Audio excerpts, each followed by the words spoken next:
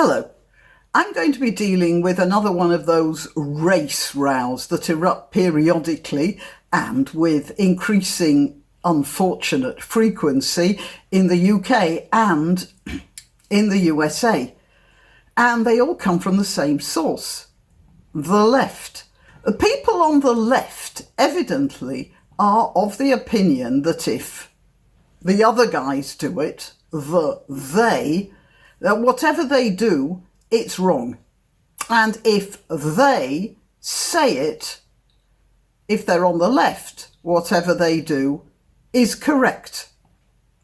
There's been a fuss in the USA, for instance, with the hiring practices of Elizabeth Warren and Bernie Sanders, and possibly others, when it turned out that although they're constantly banging the drum for minimum wage, it turns out that not only are they not paying minimum wage to their own workers, but they aren't paying a lot of them anything at all, and then making them sign non-disclosure agreements so they can't talk about it. I'm not sure whether that's Warren or Sanders or both. But there certainly are elements in both of them. Those non-disclosure agreements are pretty common on the left, aren't they? The Labour Party over here made its own workers sign those things as well, and then threatened them when they started spilling the beans about the anti-Semitism issue. It's not legally enforceable, by the way, in Britain, but they've certainly been threatened. Same thing, by the way, as the minimum wage thing in America. They talk all sorts of high idealism. In the case of Warren and Sanders, it's the workers and minimum wage. And over here, it's anti-racism and peace and love for all. But in both cases, the practice is the absolute opposite. They talk the talk, but they don't walk the walk, do they? Now, in this case, this is what happened over here. That great racist Boris Johnson, our new Prime Minister, assembled his cabinet, and it turns out it's the most ethnically diverse of all time. And the reaction from the Guardian types is like this. This guy, Andrews, by the way, which explains it. However, we have worse, and it's this. When James Cleverly was appointed to Boris Johnson's new cabinet as party chairman, he tweeted as follows. Now, that bit about unlocked talent refers to this tweet of June 2017 from Jeremy Corbyn, which got some flack from Cleverly himself, who published this in The Guardian, pointing out the completely unconscious but totally pervasive racism inherent in Corbyn's obvious belief that people belonging to the ethnic minorities can't make it on their own but need help to unlock their potential. And the Labour Party is the only political organisation that can do that because they care. The Labour MP David Lammy, who used to be a pleasant enough, if ineffectual, token member of Tony Blair's cabinet, and in fact he was so ineffectual that they sacked him, but that's by the by, David Lammy has discovered that racial divisiveness gets him some notice. So he's dealing those race cards faster than Doc Holliday, and probably with about the same casual attitude to what constitutes cheating. But I digress. David Lammy made a vicious, unprovoked and, of course, entirely unfair stab at a TV presenter called Stacey Dooley a while ago. Dooley has made quite a few, well, you'd call them socially conscious TV documentaries, mostly about child labour and exploitation of women in third world countries. And she appeared in a short clip here's a photo from it, about aid to Africa. She did that for an annual media event called Comic Relief. It started out as mostly comedy, in which various performers donated their services, did little skits and to-camera talks in order to induce people to give to various aid charities. And Stacey Dooley was out there doing that sort of thing, and afterwards Lammy tweeted that those little African kids didn't need her to be a white saviour. That's right, Lammy, let's leave them to their own water-starved devices. Why don't we? I've gone entirely off the subject, haven't I? So, the Labour Party have continued this dreadful, racially charged tweeting with Clive Lewis's coup de grace after Cleverly's tweet about the new cabinet assembled by Bojo. That's Boris Johnson to you chaps in the colonies.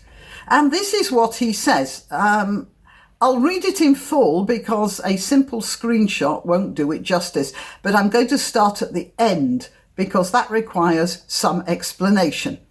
So here's the end of the tweet. Just to get this last section out of the way, the racist Prime Minister refers to Bojo using the word pickaninny when, in an article he wrote, it was for the Telegraph, and he was criticising the sort of, white saviour tours indulged in by Tony Blair.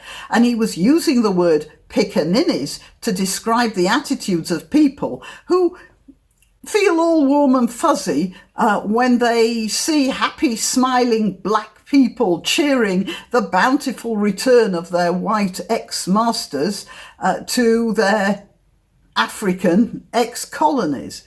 It was obviously not a racial stab, but of course the left wouldn't let that get in the way of their agenda, now would they? The Windrush business is more serious, and it refers to an attempt by the Conservative government under the entirely competent Theresa May, when she was Home Secretary, to remove illegal immigrants. Now, illegal immigration is a problem, as everyone knows, and you people in America are discussing this as well. We're well ahead of you here, but then we're earlier in the time zones as well, aren't we? Anyway, there was a series of total cock-ups. Some people who'd come to Britain from the West Indies between 1948 and 1970 were then classified as illegal immigrants and got nasty letters threatening them with deportation.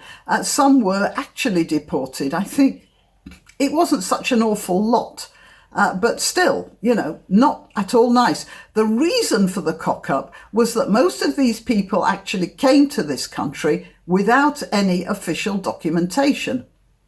That was because the immigration policy at the time didn't require documentation. Then something happened. The countries from which these people came got their independence, and suddenly these people were officially citizens of another country.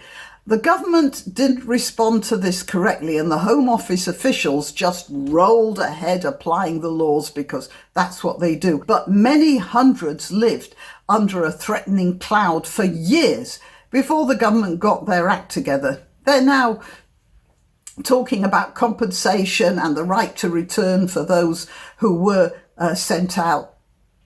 But altogether, very, very nasty. And Amber Rudd was the Home Secretary at the time. And this is the reference being made by Lewis.